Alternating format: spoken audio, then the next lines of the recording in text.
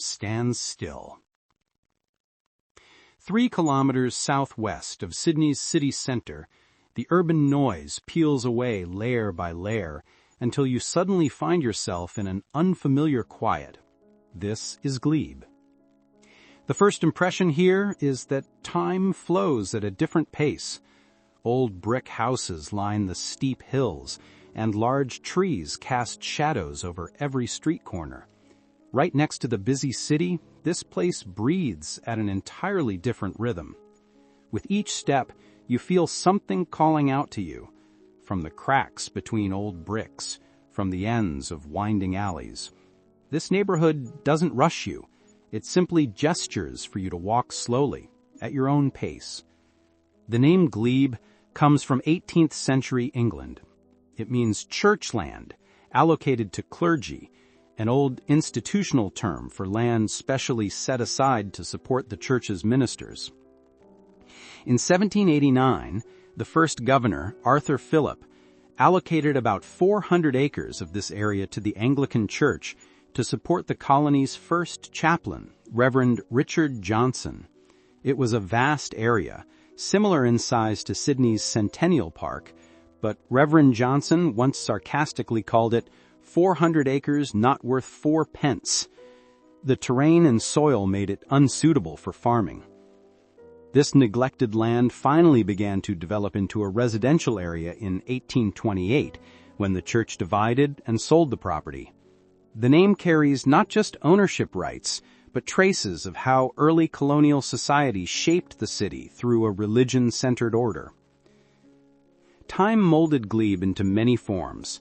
In the late 19th century, grand mansions and Victorian terraced houses lined up, and it flourished as a middle-class residential area. However, in the early 20th century, especially during the Great Depression, the area became old and run down. Faded bricks, cracked windows, alleys where people rarely walked, Glebe was becoming a forgotten neighborhood. But in the 1960s, an unexpected change arrived. The cheap, characterful Victorian houses, combined with the area's proximity to the University of Sydney, began attracting students, writers, and artists.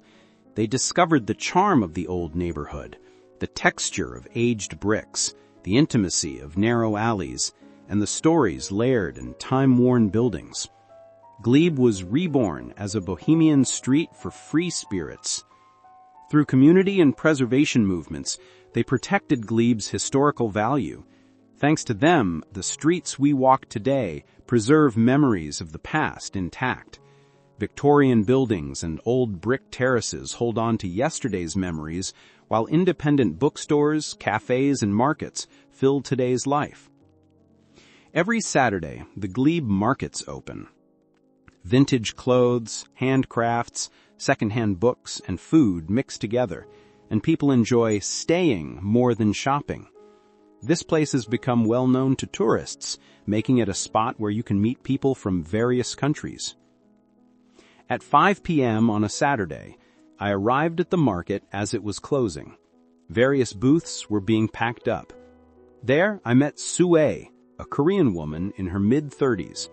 Large suitcases and 3 or 4 boxes were already stacked up. She said she sells handcrafted items she makes herself. It had been a long day starting at 10 a.m., and she had every reason to be tired, but as she moved her things to her warehouse in Homebush, she overflowed with youthful energy. Today's sales were good, she said with a bright smile. She dreams of running her own craft workshop.